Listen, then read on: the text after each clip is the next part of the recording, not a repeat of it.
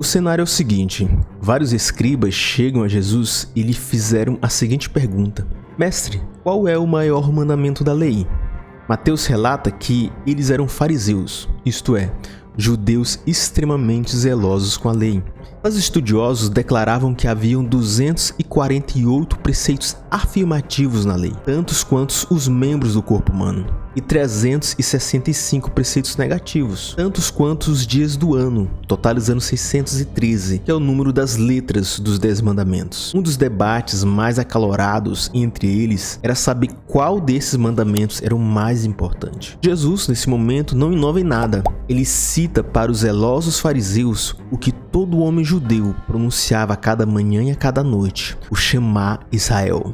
Ame o Senhor, o seu Deus, de todo o seu coração, de toda a sua alma e de todo o seu entendimento. Mas afinal, o que é um mandamento? Olha, um mandamento é a materialização de como Deus gostaria que nós agíssemos. Eles mostram o que fazer e como fazer para agradar a Deus. E nós vemos isso nas Escrituras. Jesus, uma certa vez, disse: se vocês me amam, obedecerão os meus mandamentos. A pergunta dos fariseus pode muito bem significar: como fazer para agradar a Deus do melhor jeito possível? Ou, o que para Deus é mais importante? A resposta de Jesus revela uma doutrina central nas Escrituras. É a doutrina que eu vou chamar aqui de a doutrina da primazia de Deus.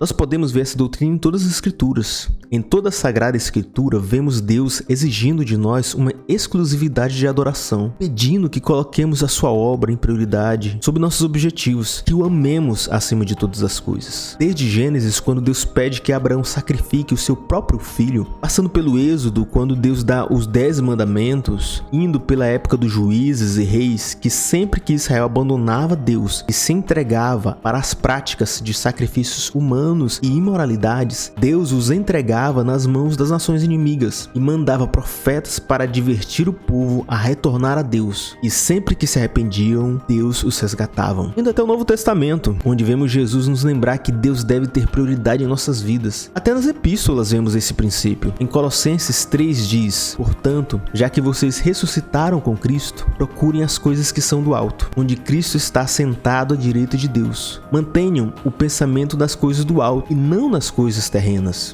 Mas quando falamos desse tema, talvez o versículo mais conhecido está em Lucas, no capítulo 12.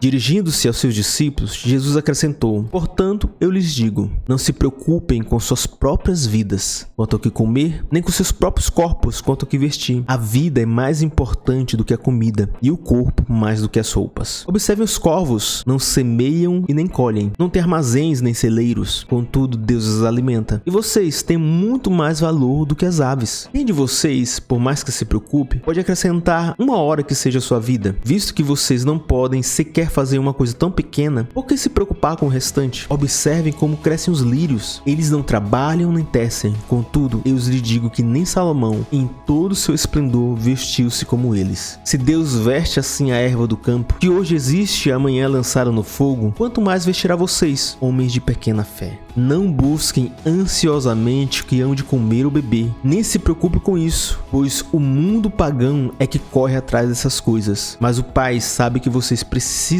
delas. Busquem, pois, o reino de Deus, e essas coisas lhes serão acrescentadas. Não tenham medo, pequeno rebanho, pois foi do agrado do Pai dar-lhes o reino. Colocar Deus em primeiro lugar talvez seja o maior desafio da nossa vida. O que a gente faz, tomados pela ansiedade, é se entregar a nossos projetos, a entretenimento, a prazeres. Então, como colocar Deus em primeiro lugar? Bom, um bom começo é vencer 3 inimigos da primazia de Deus em nossa vida, que são a ansiedade, o dinheiro e as distrações. A ansiedade. A ansiedade tem o poder de nos fazer nos preocuparmos tanto com as coisas de nossa vida que acaba que colocamos nosso relacionamento com Deus em segundo plano. Esse inimigo é sorrateiro, já que ele se esconde por trás de preocupações legítimas da vida, como nosso sustento, alimentação, segurança. A palavra ansiedade tem origem no antigo termo anglo-saxônico que significa estrangular. O termo grego, que foi usado no versículo 25 do capítulo 6, no seu original significa rasgar. Já o termo usado no no versículo 31, significa constante suspense. A ansiedade tem o poder de tirar nossos olhos de Deus e colocá-lo nas circunstâncias. Como diz o reverendo Hernandes Dias Lopes, a ansiedade rouba nossas forças, mata nossos sonhos, mina nossa saúde, enfraquece a nossa fé, tira nossa confiança em Deus e nos empurra para uma vida menos do que cristã. Então, como vencer a ansiedade?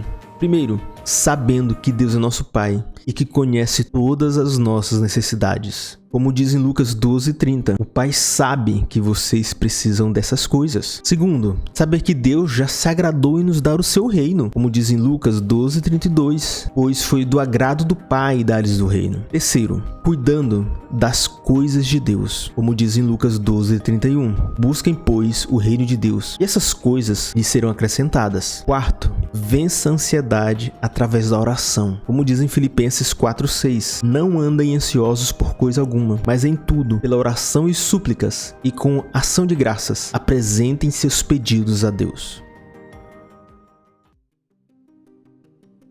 O dinheiro.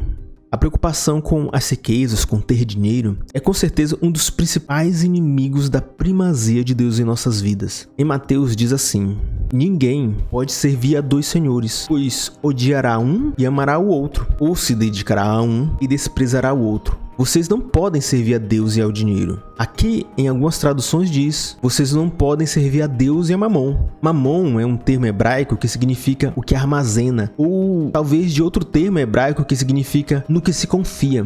Para Jesus, quando o dinheiro se torna um senhor, ele se personifica, ele vira um ser. E vejam que o dinheiro é um senhor exigente. Ele exige uma dedicação exclusiva. Jesus não chamou o diabo, o mundo, nem César de senhor, mas chamou as riquezas, Mamon. Por amor ao dinheiro, as pessoas se casam, se divorciam, matam e morrem, corrompem e são corrompidos. Porém, a advertência de Jesus é clara: não podeis servir a dois senhores, porque ou há de odiar um e amar o outro, ou se dedicar a um e desprezar o outro. Ele diz categoricamente: não podeis servir a Deus e às riquezas. Quando se fala em dinheiro, não há opção de ser indiferente. Se você amá-lo, irá odiar a Deus. O apóstolo Paulo, quando escreve para Timóteo, diz o seguinte: os que querem ficar ricos caem em tentações, em armadilhas e em muitos desejos descontrolados e nocivos, que levam os homens a mergulharem na ruína e na destruição, pois o amor ao dinheiro é a raiz de todos os males. Algumas pessoas, por cobiçarem o dinheiro, desviaram-se da fé e se atormentaram a si mesmos com muitos sofrimentos. Então, como vencer o dinheiro?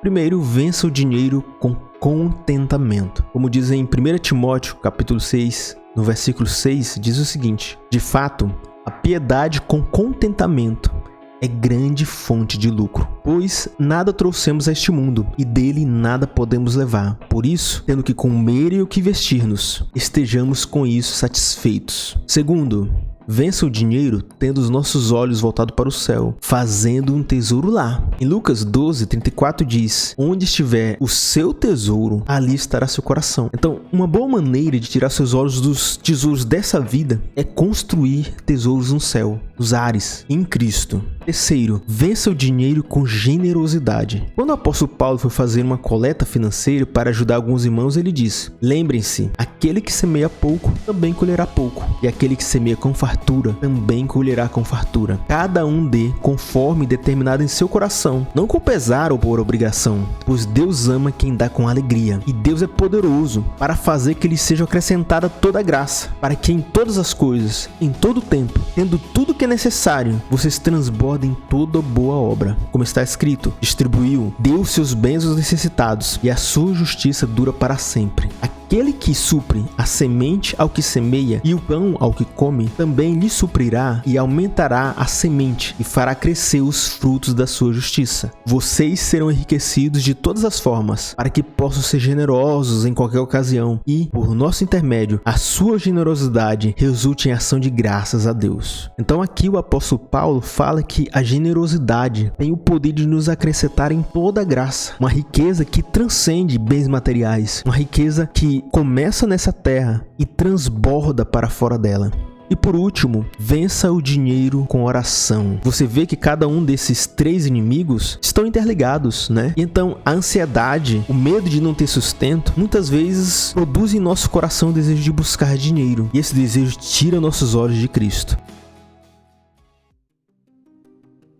E o terceiro inimigo são as distrações. Quanto tempo a gente passa no Instagram, no TikTok e até no YouTube? Sim, no YouTube que você está assistindo agora. Agora compare isso com quanto tempo você passa no seu devocional. Em oração, veja, as distrações nos roubam de Deus. Pense comigo, é fácil a gente durante todo o dia gastar 1, 2, até 4 horas com entretenimento. Agora, o que aconteceria se a gente gastasse 2 horas por dia em nosso devocional, estudando a Bíblia, aprendendo outro idioma, ou até tocar um instrumento musical? Tudo isso por um período de 1 ano. Com certeza, a gente aprenderia, evoluiria, cresceria muito durante esse tempo. Eu falo por mim, se eu gastasse pelo menos metade do tempo que gasto com distrações, eu seria um esposo melhor, um amigo melhor, um funcionário melhor, um cristão melhor. Veja, o entretenimento tem seu valor, ele é super importante. São nesses momentos que a gente descansa, recarrega forças, que a gente cria laços e relacionamentos. Mas entretenimento, lazer, prazeres descontrolados transformam-se em distrações, isto é, coisas que nos tiram do nosso real propósito. Então, como vencer as distrações? Primeiro, vença as distrações com disciplina. Em Eclesiastes 3:1 diz: tudo tem seu tempo, e há tempo para todo o propósito debaixo do céu. Segundo, vença as distrações com a palavra. Agostinho de Hipona uma vez disse: feriste o meu coração com a tua palavra, e eu te amei. Então, gaste tempo com a palavra, gaste tempo aprendendo a palavra, e esse momento de lazer vai estar te edificando. Terceiro, vença as distrações com objetivos espirituais claros. Então, crie metas espirituais de leitura bíblica, de oração, de comunhão. Separe tempo para Deus. Quarto, vença as distrações com oração. Ore para que Deus lhe dê